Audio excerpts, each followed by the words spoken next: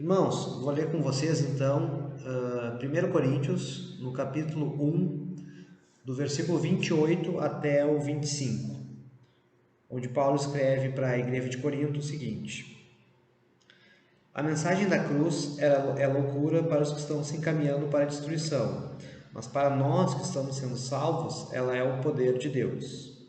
Como dizem as Escrituras: destruirei a sabedoria dos sábios e rejeitarei a inteligência dos inteligentes. Diante disso, onde ficam os sábios, os eruditos e os argumentadores desta era? Deus fez a sabedoria deste mundo parecer loucura, visto que Deus, em sua sabedoria, providenciou que o mundo não conhecesse por meio da sabedoria humana.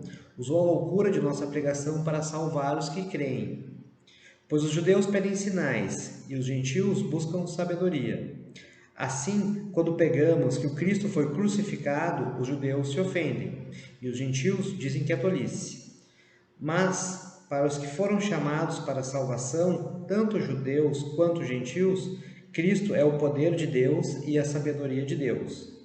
Pois a loucura de Deus é mais sábia que a sabedoria humana, e a fraqueza de Deus é mais forte que a força humana.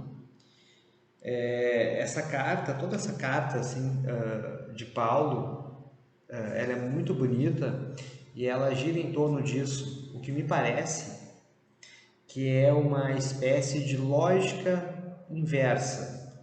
Ou seja, nós pensamos de um jeito, a gente considera poder, a gente considera sabedoria de uma forma de acordo com a nossa lógica mundana, mas Deus pegou toda essa lógica e botou ao inverso, de modo que a gente não consegue entender a Deus usando a nossa cognição, a nossa sabedoria.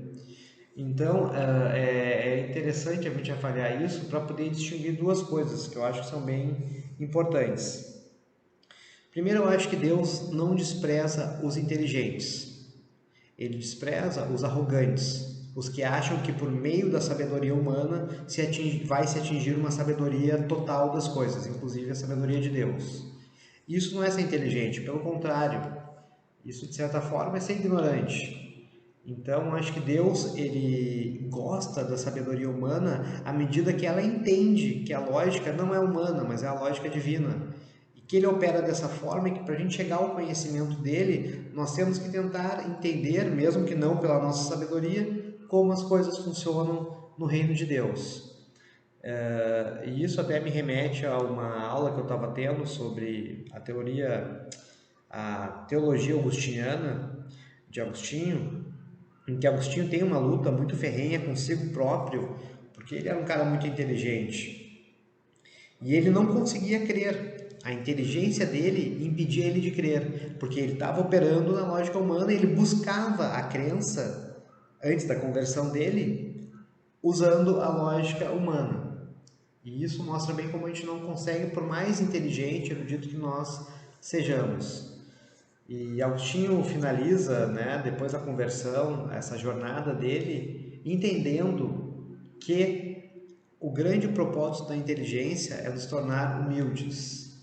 Então, como ele continuou sendo muito inteligente e desenvolveu uma teologia fantástica, entendendo que o ponto central, o princípio do amor, baseado na nossa lógica, é a humildade.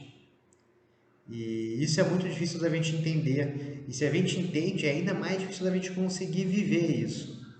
E esse é o grande desafio. E ele comenta que, por um outro lado, o pior pecado que existe, a mãe de todos os pecados, como ele chama, inclusive, é a vaidade. Né? Então, a vaidade nos impede de conhecer e de entender, mesmo que de uma forma não humana, essa lógica invertida de Deus, para que a gente consiga ser salvo, para que a gente consiga crer. Então, eu quero dizer para vocês que ser inteligente não tem problema nenhum. A gente tem que usar a nossa inteligência a serviço do reino de Deus, tentando entender, porque ainda que invertida, é uma lógica dele. A gente pode entender a lógica dele, não com a nossa cognição, com a ação do Espírito Santo. Fiquem todos com Deus.